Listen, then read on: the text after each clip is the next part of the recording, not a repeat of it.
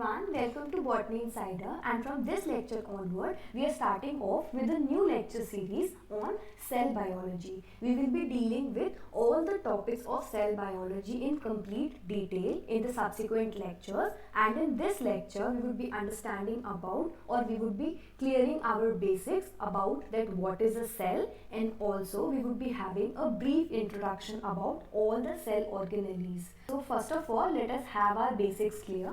So cell is known as the basic structural and the functional unit of life, and this is the line or this is the statement that we are studying since our class 6th. And also it was the scientist Robert Hooke that discovered the cell in the year 1665. So talking about the cell theory, in 1839 the cell theory was given by Sheldon and Schwann, and they gave two major points regarding the cell theory. The first point was that all the living things are made up of cells, and the second point was that cell is the structural and the functional unit of life. Let's move forward and understand about the extension of the cell theory that was given in 1855 by the scientist Rudolf Virchow. So according to the extension given of the cell theory, it was added that all the living organisms arise from the pre-existing cell. In simple word it means, so if we have a cell, so it must be having some parental generation from which it have arisen. So in scientific term, this complete sentence could be framed as omnis cellulae e cellula. Make sure you remember this to have your basics in point.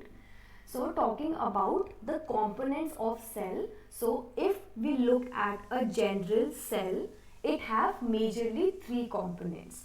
The outer portion is known as the cell membrane. The middle jelly-like portion is known as the cytoplasm, and the inner portion is known as the nucleus, which is known as the brain or the control center of the cell. So now let us have a distinction between the animal cell and the plant cell by the help of these diagrams. So when we talk about the difference between the plant cell and the animal cell is, the first major difference is that the plant cell have a cell wall in its outer protection, but an animal cell does not have a cell wall. And the next important point to remember in difference is that a plant cell have a wider or a bigger vacuole as compared to the animal cell. And also there are chloroplasts present in case of plant cell, but they are not found in case of the animal cell. The basic structure of a cell, that is we have just discussed, which is the cell membrane, the cytoplasm and the nucleus, remains the same for both the plant and the animal. The major distinction arises about the functioning, that is in plant cell, the plant required to photosynthesize, hence it have a chloroplast, but an animal cell does not require to have the photosynthesis performed, so it does not have a chloroplast in general. Otherwise both of the plant and the animal cells both have endoplasmic reticulum, both have the Golgi body, both have the plasma membrane in place, then both of them have mitochondria, ribosomes and other important components similar found in both of them. So talking about the cell organelles in general, we have these cell organelles. First one is the cell wall, which is found mainly in the plant cell and absent in the animal cell. Nucleus is found in both. Then we have mitochondria, Golgi, lysosomes, ribosomes, endoplasmic reticulum, vacuoles, peroxisome and the plastid. So let us discuss about each of the cell organelle in some brief. So talking about the cell wall, so it is the outermost layer that is present, as you can see in the figure. So in case of a plant cell, the outermost layer outside the plasma membrane, which is also called as cell membrane, we have a cell wall.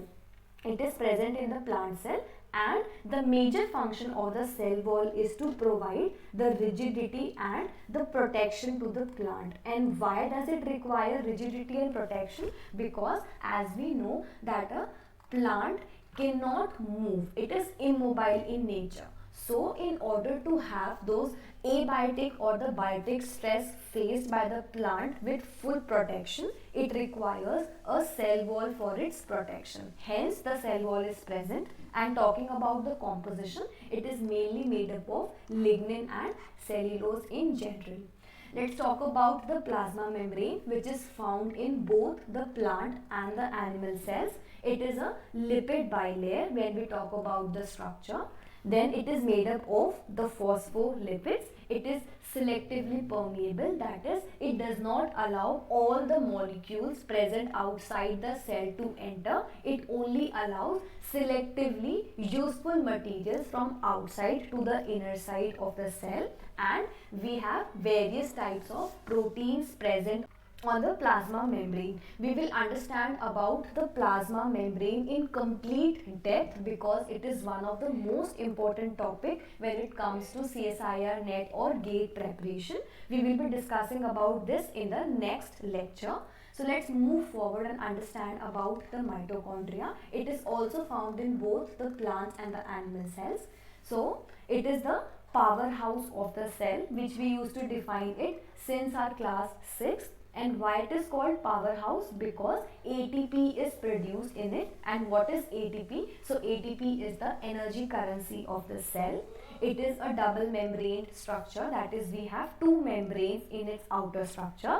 It is partly autonomous. Why we are calling it partly autonomous? Because it contains its own DNA, and this DNA is mainly in the form of the plasmid, that about which we will be discussing in future lectures. So as you can see, this is how a mitochondria looks like. It is double membranous, and these enfoldings are actually known as cisternae. Talking about the Golgi apparatus, which is also known as Golgi body, it is a single membrane bound system.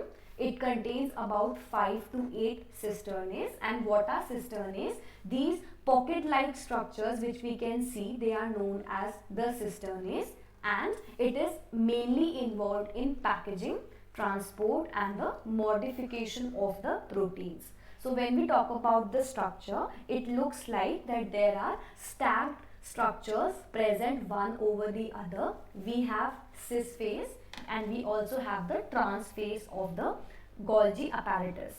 And each of these enfoldings or each of this folded structure is given the name of cisternae.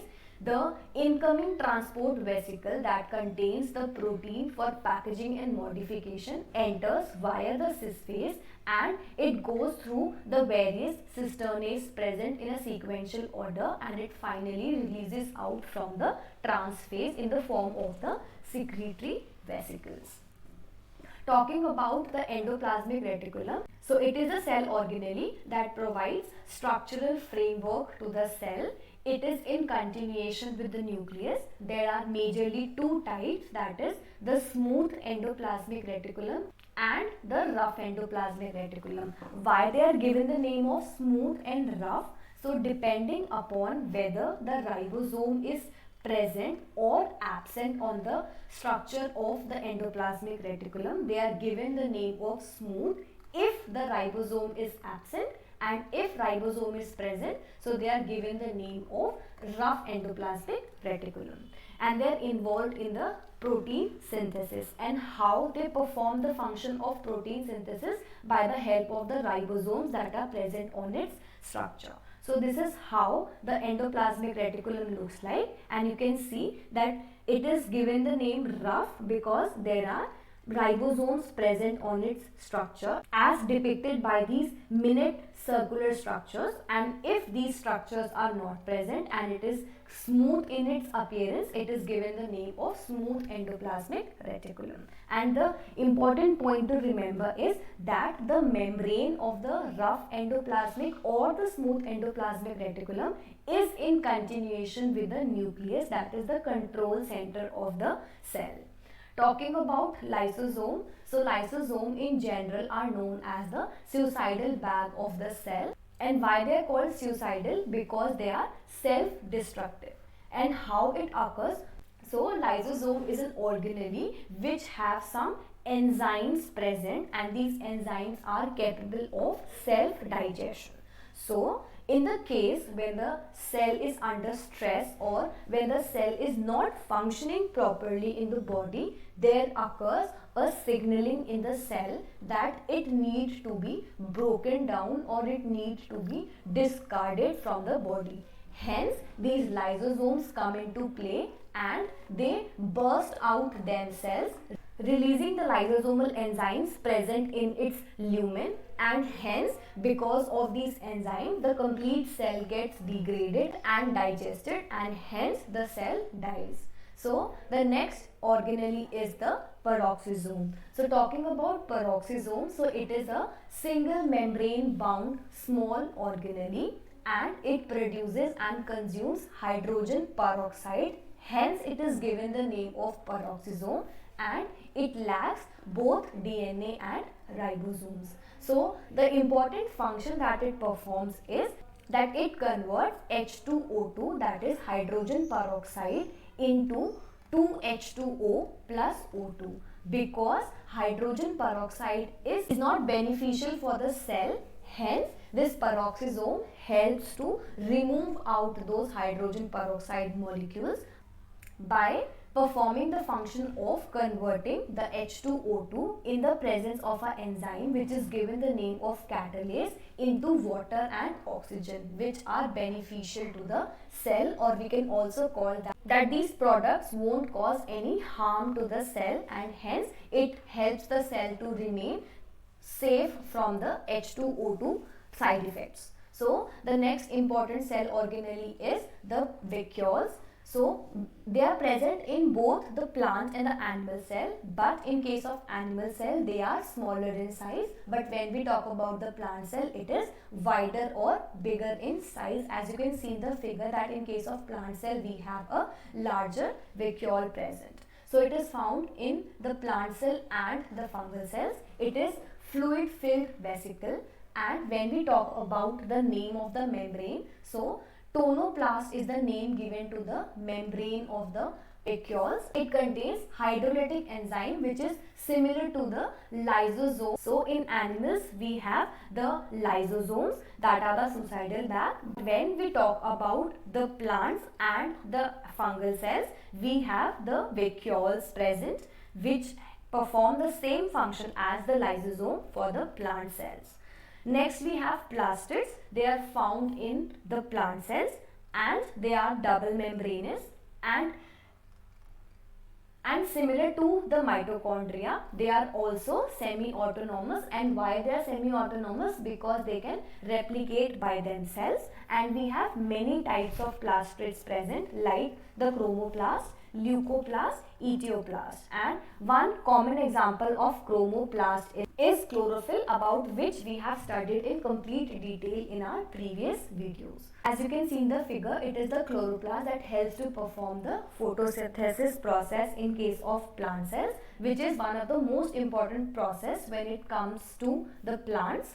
So with this we are done with all the brief introduction about the cell organelles and the cell theories in particular. So I hope this video was helpful for you to brush up your basics. So if you like this video, please do like, share it with your friends, and please subscribe to my channel, and I'll be coming up very soon with the detailed videos of the cell biology very soon. So thank you so much for watching.